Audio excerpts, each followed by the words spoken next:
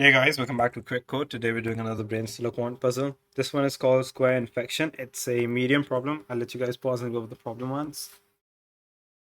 So according to the problem, we have this n cross n checkerboard as represented over here. And so some of these squares are infected. So we denote that as an I over them, signifying that this square over here is infected. So, and now what's given in the problem is this infection kind of like spreads across the board according to a rule. And the rule is as follows. So for any random square, so let's take this square over here.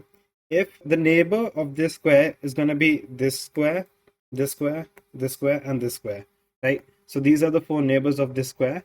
Now, if let's say this square was infected and this square was infected, that means that for this particular square over here, there's two squares that are infected, right? So this would lead to this square also getting infected, right? Now, there's also other cases. So let's say for this square, if this one and this one was infected, then this would also be infected, right? Or consider a case like this where these three neighbors are infected. This also would lead to this square getting infected on the next turn, right? So if 2, 3, or 4 of the neighboring squares are infected, then that would lead to that square itself getting infected, right? So this is how the infection spreads. Now the question asks us to prove that you cannot infect the whole board if we begin with fewer than n infected squares. Now what does this mean? So for example, if we choose the n infected squares as follows, like this is one random arrangement of the infected squares initially. I took all of the n diagonal squares as represented over here. Well, in this case, how is the infection going to spread? So this square is going to get infected because it has these two neighbors as infected, and this square is also going to get infected likewise. So we're going to have this one as infected and this one as infected here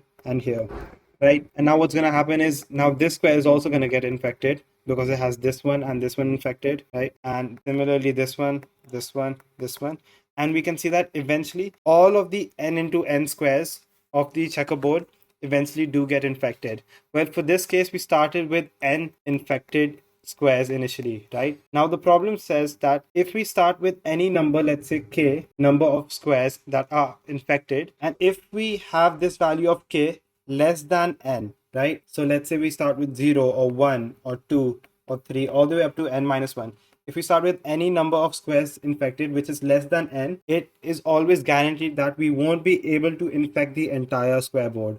And we have to prove this. So let's talk about a few hints for this problem. But first of all, I'd like for you guys to focus on how the infection itself spreads, right? Now, this is because the solution to this problem, or the solution to how we're going to figure out a way to prove that it isn't possible, has to do with how the infection itself spreads. The way or the rule by which the infection spreads is where the trick hides. So just to go over the rule again, if there's two, or well, for this square, if there's two or even more squares that are infected, then this square itself also becomes infected, right? Now the second hint is that since we are doing a proof, it is common in these type of questions where we're asked to prove something to find a property of the system that stands out, right? So let me just write that down. So here, you might not understand exactly what this means right now, but as we go ahead, this will start to become more and more clear, right? So to elaborate more on this point, if you still can't get the solution, try to look at a property of the system that remains constant or can't increase or can't decrease before and after an infection. Since so we have the given system in a state current initially, and it goes from one state to the other state only through an infection, right? So if we try to figure out a property, right, and we'll talk about this property later on, but if we try to think about a property of the state, and we see that throughout the infection, before and after the infection, if we look at the property of this state, so this is the property of the state before the infection, and this is the property of the state after the infection. If this property in itself has something peculiar about it, so let's say this property doesn't change through an infection, or it doesn't increase or it doesn't decrease, so that is something that we can work on to try and prove a given statement. Now, let me try to elaborate on this more. So, let's say we find a property. I'm still just going to call it like an ambiguous thing as P of state. If this property of the state does not increase due to an infection, that is to say that once an infection happens or another new square is infected by its neighboring squares, right, and we look at the new state, if this particular property that we're going to talk about in a bit, if this particular property does not increase by an infection, then we could say that given the value of this property for the initial state, now no matter how many infections happen to the state, this value, let's say this value is initially x, the value of the property is always going to be less than or equal to x, right? And if we analyze the final state and the desired final state, which is to have all of the squares infected, right? So imagine all of these squares are infected, and if we calculate the property of that final state, and if that comes out to be something greater than x, right, strictly greater than x, then we've in a way proved that, okay, so we said that initially the value of a certain property of the state is x, right, as said so over here. And we've also proved that throughout any infection, the value of the property of the state doesn't increase. It either stays constant or it decreases. And we also know that the value of this property in the final state is a value y, which is greater than x. Then we've proved that no matter how we carry out the infections, it's never going to be possible to go from the initial state to the final state. So now let me just tell you guys what the property is. So the property is to look at the perimeter of the infected area. This is the property. So if we take k squares to begin with, right? So out of our n cross n checkerboard, if we have, let's say, k squares that we've chosen to be infected initially, right? Then if we think about it, then the maximum value of the perimeter of the infected area initially is going to be equal to 4 times k. You can pause and try to think about this statement right here.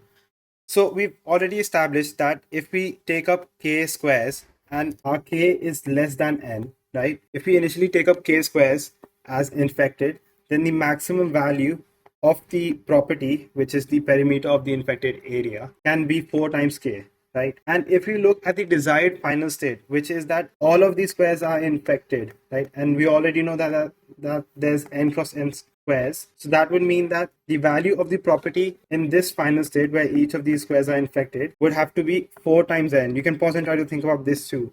Right? For the final state where each of these n cross n squares are infected, the perimeter of the infected area is going to be 4 times n. And if we look at any particular infection, so let's see what happens when an infection happens. So let's say one of the cases for an infection happening was that this square had 2 adjacent infected squares, right? So this is the before state, and the after state is going to be something like this, right? This square is also going to get infected. Now look what happened over here. We had this perimeter and this perimeter being counted within the perimeter of infected area, right? But when this square was also infected, this perimeter is now, or this border is now no longer counted, and this border is no longer counted. But we have this new edge and we also have this new edge. So what happened was, from the p value over here, we had to subtract 2 because this one and this one, we lost these 2 edges, but we gained 2 new edges, this one and this one.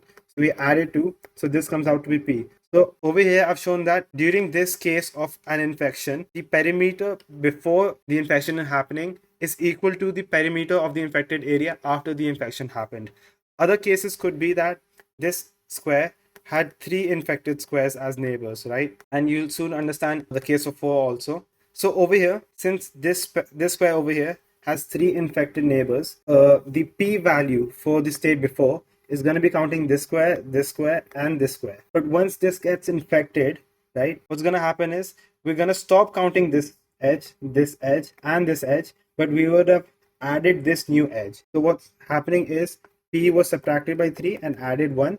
So this becomes p minus 2. So as we can see, the after state has a perimeter even less than what we had before, right? So what I'm trying to say is p after is always less than or equal to p before. And the after and before are with respect to an infection. So as we had proved earlier, that we started with a perimeter of having maximum possible. If we choose our squares the most optimally, we could have a max value of 4 times k. We want to end up with a value of p as 4 times n, but we also know that the value of p throughout any infection can either only decrease or stay as constant, right? So, and we already know that 4 times k is always less than 4 times n, since we defined k to be less than n, right? And the only way a state can change is through an infection. So this 4k value can only even decrease further. So by these 3 points, we have proved that it is impossible to infect the whole board if you begin with fewer than n squares. I hope you guys understood the solution, and thanks for watching.